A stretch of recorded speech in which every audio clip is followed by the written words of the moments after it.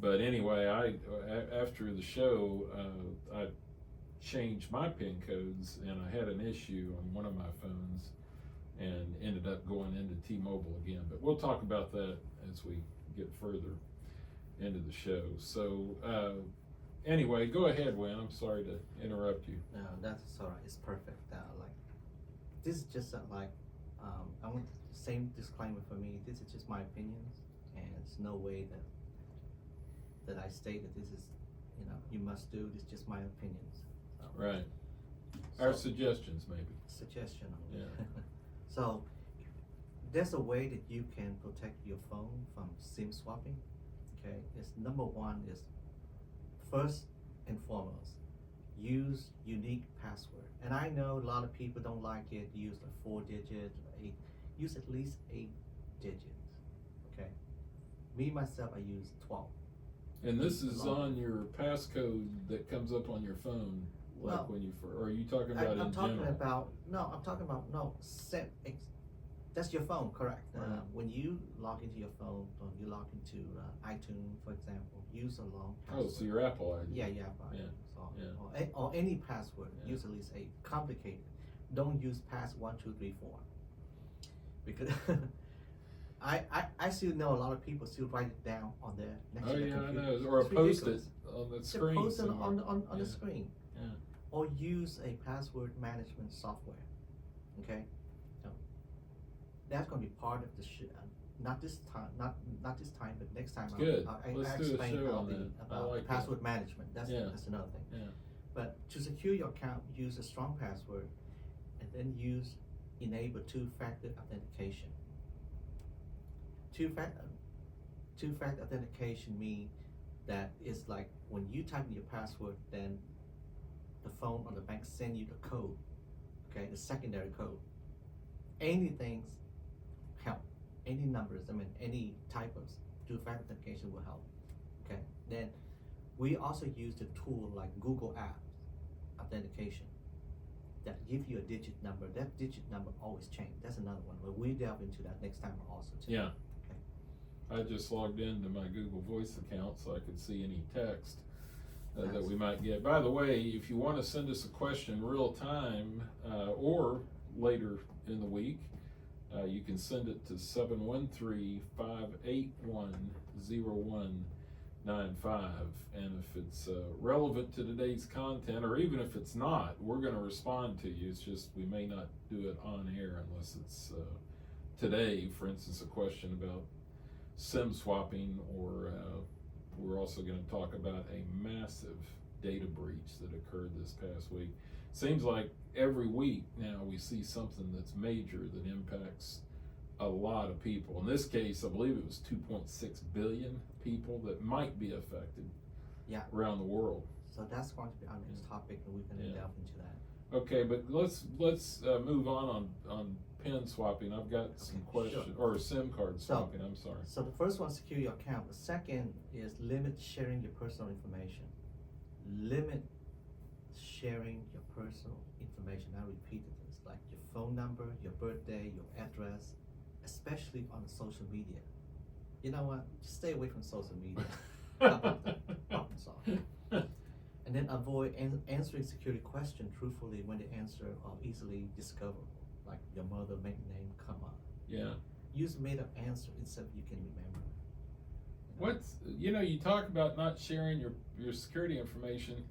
I cringe every time I go into T-Mobile. In my case, it's T-Mobile, and you've got to give all that information to some person you don't know them from Adam, and you don't want to keep changing your. What is your dog name? Okay, Right. I can go to your social media. I find your picture of your dog. Yeah, you People can't- love dog. They show their dog's name. I know. It's very common. But you can mix a number with the dog's name, and then you got, it makes it a little bit harder. I guess the repeated password cracking tools that the hackers use might get there. Using phrase. Another thing too. Next time we get into the password, use phrases instead of like the number that you know. For example, the longer the phrase. I'll give it one example real quick. Then we'll change. For example, this is my password, or not my really password. I'm telling you. Okay. For example, in Vietnam, winter's always hot. See, That's pretty long, right? Yeah. Right. You gonna remember that? What's I'm what's gonna upper and remember. what's lowercase on it? You do uppercase Yeah, at all? yes or- I do. Yeah, you But have to. have- imagine you have upper and lowercase and then the phrase, right? Yeah. It's not. It sounds easy, but it's not. It's very difficult to have Yeah. that. Try to have Yeah. that. Instead of using 8 character with the difficult X, Y, Z, whatever, Yeah. you use a phrase that you remember. Yeah. That's how you do it. And right now we down into the pin on your phone. Hey, did you know that when you buy a phone from a company, a brand new phone, an iPhone, the pin number is set. I don't know, should we tell them what it's set? Yeah. It's not- Yeah. In fact, I that was part of my story. But go ahead. The It'll- pin number, well, I'm not gonna tell the real pin number, I'm just made up the pin number. They have a default pin number. Oh, I think you can share that. Although I would tell you that most people, or many people, are going to mess up when they go Okay. to try it. I would just say, look, there's a default pin. Unfortunately, people at T-Mobile and AT&T, etc., at least the T-Mobile I went into last week, they swore up and down there was no such thing as a default pin as the phones come in from Apple, or at least the ones that they get, which I doubt seriously Apple's differentiating the pins that T-Mobile gets versus others. But anyway, that's what I was told. So I don't know. I know the reason I went in, by the way, after we had met for a bit after the show, and I changed the pins on one of my phones, and then I was seeking to do it on another. I wasn't paying attention to the keystrokes that well, and I had flubbed up twice. And so you have one more, you get 3 attempts, and then your phone's locked. And I was getting ready to do the 3rd attempt. I said, maybe I should go in to the store in case I do lock it up. Maybe they can unlock it. And so I would say have somebody that's done it before take that step for you. So you wanna tell them what the default password is, or you want me to tell them? Yeah, let's tell them. Is to change your PIN number on your mobile carrier. The password is 1234. that came with the manufacturer from iPhone. 1234. On Verizon, I just Googled it, it's 1111. So Supposedly. Now, if this is you- all just looking at Google, so now who knows? surprisingly, you go to the store, a lot of people who work there don't know. You have to call secondary level support. Only they know. here's another entry. This is June 7th, 2024. That when you Google what is the default Apple PIN code, this says it's 0000. They could have multiple PIN codes that they're using, right? Mhm. But the problem is you got 3 chances. If and that's why I say you go into a store. Don't even do the first one, okay? So anyway.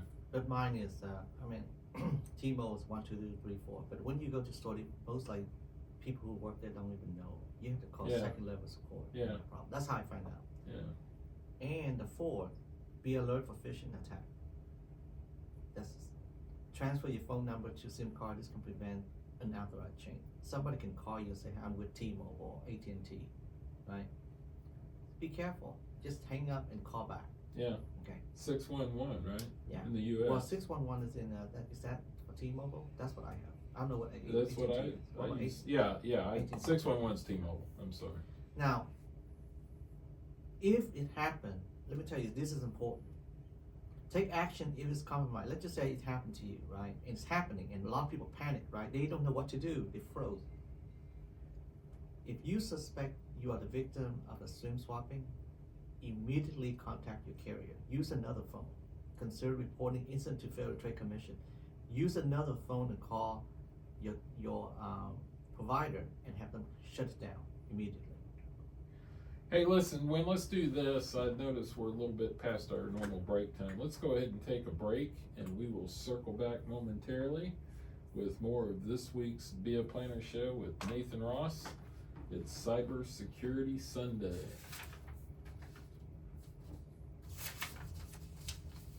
So they've got default pins for each carrier, apparently. I forgot to can we give them example of who was the victim? I'll tell you who's the victim. Say again? We need to give example of the people who was the victim of the SIM swap card. Jack Dorsey, Twitters. He got stolen his. You got a and few of those? Two of them. And Who's the other one? Michael Turpin, the CEO of cryptocurrency sector. He lost $63 million digital currency. That's a lot of money. We need to give example. Okay. Jack Dorsey, when you're a CEO, this is spearfishing. Yeah. You target it. Yeah. Okay. And they'll get Mark Cuban, Cuban one? $700,000 on his wallet. Hey, you remember the BlackBerry, right? Research in Motion was the. You know the movie's out right now. It's a good movie. You ought to look at it. It's the Those most secure. guys, huh? They're Right. the most secure. All right. That's why I'm bringing this up. Those guys were a couple geeks that founded the company, though. Yeah. And they thought their keyboard was the magic sauce. And when Apple came out with the iPhone, it shows the two geeks watching the video from Steve Jobs' president, and they go, "Oh, where's the keyboard? Nobody's going to want to use it." Their market share went from 46% to 0 in like a year and a half. How much time do we have left? 7:45.